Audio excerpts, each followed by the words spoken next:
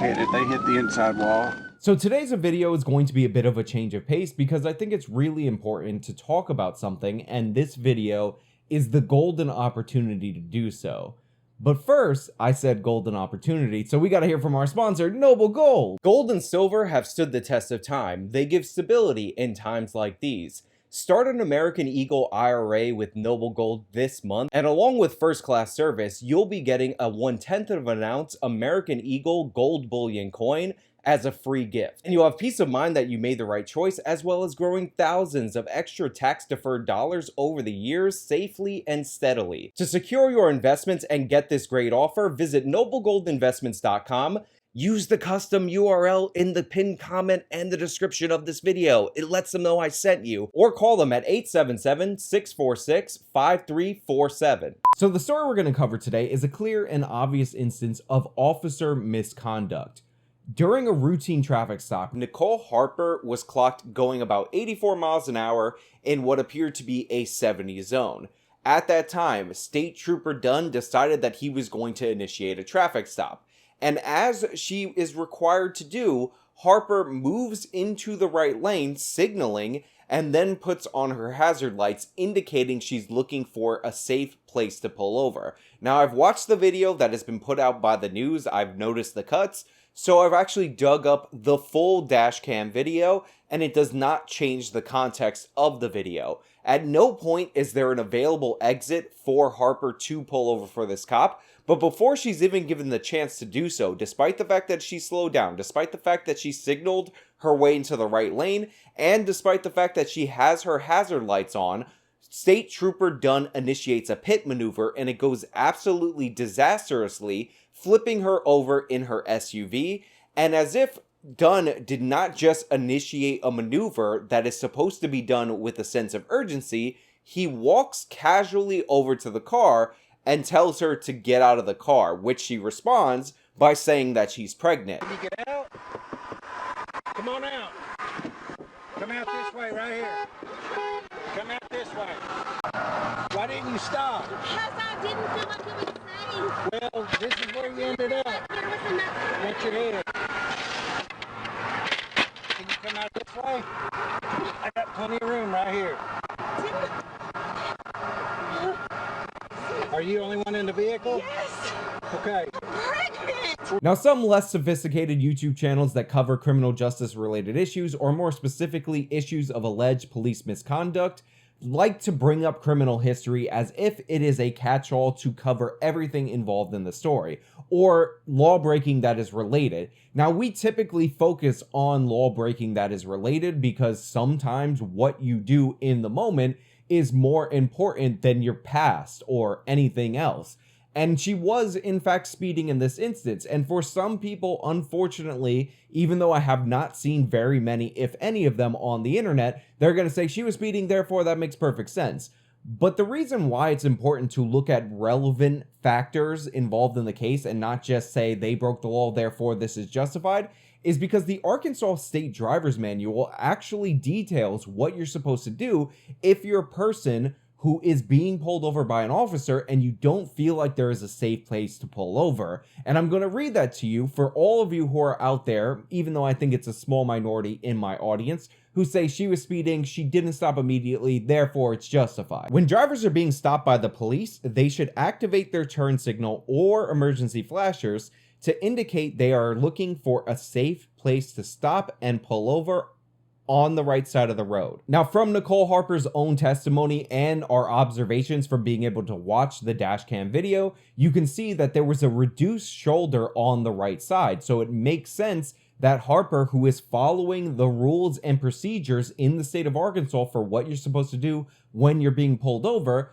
to look for a safer place to pull over. And the reason why this makes sense is not only for the safety of the driver, but more so for the safety of the officer. One of the most dangerous things that you can do as a police officer is be dangling over the side of the highway while you're writing a ticket because cars are moving incredibly fast. This is one of the, if not the most dangerous in terms of potential lethality thing that officers do during their time serving as police officers. And just think about it logically. Typically, an officer is going to pull up behind the car, so if somebody doesn't notice that the lanes are occupied by an officer, they're going to hit the officer's car, and then that's going to hit the driver's car. That's much less force being put on the driver of the car than the officer, who might get sideswiped or hit while they're writing the ticket or not paying attention, or a driver's not paying attention. So the officer initiated a pit maneuver while a driver was acting appropriately due to regulations that are set there to keep officers more safe while they're doing something that is incredibly dangerous. This is just completely unjustifiable no matter how you slice it, and it's made even worse by the fact that Nicole Harper was 2 months pregnant at the time, making the situation even worse when she went to the emergency room, like you would do when you're the person in this car.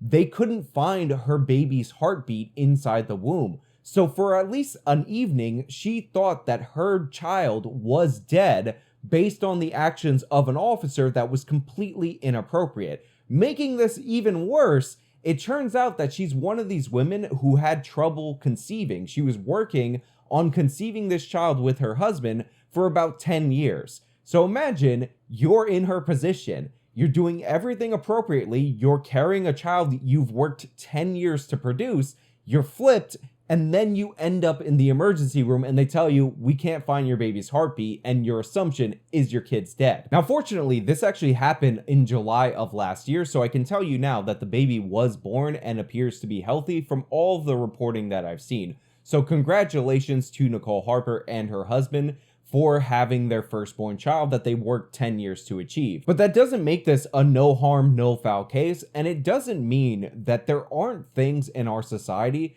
that are preventing us from looking at cases like this that are obviously officer in the wrong scenarios and being able to judge them. And of course, I'm going to bring this to the broader point, one of the reasons I wanted to talk about this, and that's how Black Lives Matter, the organization and the movement, actually prevent us from addressing issues in policing. Because what they've done, essentially, with the media as their ally, is narrow the conversation to a certain extent that we only talk about instances where a black person is killed by the police and the circumstances are ambiguous, thus the country can be polarized over it. We never look at these obvious cases of the police using inappropriate or too much force that we can all agree on and make policy based on that. Instead, we're debating cases where often the left is misrepresenting the facts of those cases and arguing whether or not the police are affected by a racism that dates back to slavery. This is not conducive to problem solving, and it didn't used to be this way. Remember when people first started filming the police on their phones? Like, I don't know if you guys were on the internet at that time, but when this first started happening, citizens were pointing their cameras at the officers while they were in the line of duty. We had way more police brutality and excessive force cases. But somehow, because of Black Lives Matter, the organization and the mindset and the media's craving to push racism at every step of the way, we don't look at those videos of officers doing brutal things that used to go viral. Now, a story only matters if we have not enough information to make judgments and the victim is black, and you could argue the victim may have been unarmed. So what we spend all of our time doing is fighting over cases that are ambiguous, and even if they were the case, they would be the exemption to the rule and not necessarily what you would want to make policy on.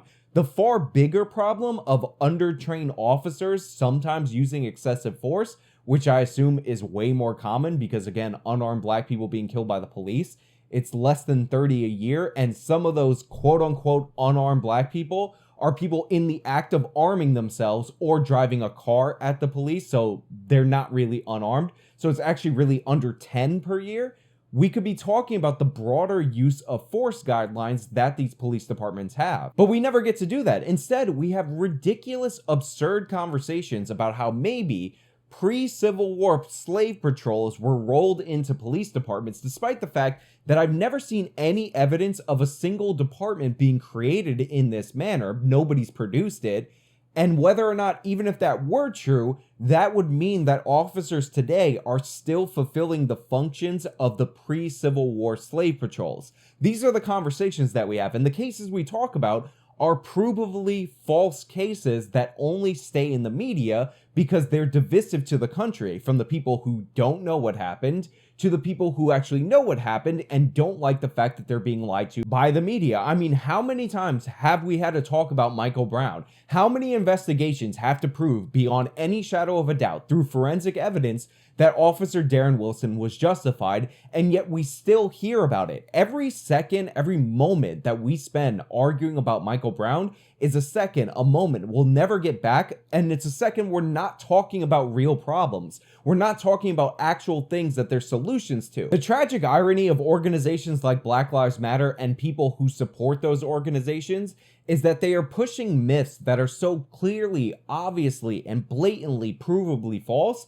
that they actually weaken their chances for any kind of police reform, even in areas where it's legitimate. Because people, after being lied to over and over again by ideologues who just want to destroy the police because they're opposed to them, don't take cases, even when it's obvious that the cops are in the wrong, seriously or at face value because they've been lied to so many times. I mean, honestly, how many of you, when I first played the video of the pit maneuver, thought that I was going to go through the details of the case and prove that the officer was actually justified in the situation? This is because I've done this time after time, and typically whenever we get videos about the police, all you have to do is widen it out, like in the case of Jacob Blake, about 30 seconds, and it totally clears the officers, or you understand at least where the officers are coming from in that scenario. This is what we've been trained to do because of organizations that constantly lie and activists that constantly lie in the name of some kind of weird pseudo-racial justice. Nicole Harper's name will be forgotten about in a matter of weeks, and honestly, I'm being generous. Most people covered the story the day that the video came out to the public, and they've already forgotten about her, even though her case, more than any other in recent history, is one of the most clear and obvious cases of police misconduct ever caught on video. But compare that to what we will actually be remembering. Compare that to the names that will stay in our mind. The cases where the person who is supposedly the victim has been proven guilty and responsible for their own death through their actions that we'll still be fighting over for years to come. Anyway, those are just my thoughts on this Nicole Harper situation. If you disagree with me, you're wrong, and I don't even want your comment. But if you agree with me, you can leave 10 comments down in the comments below. If you like the video, you can show me by leaving a like. You can subscribe for more content. You can follow me on all my social medias. They're linked in the description. You can support me via the support links. Also, I finally got my merch shelf. Get yourself a t-shirt. I knocked everything on sale. It's amazing. Till next time.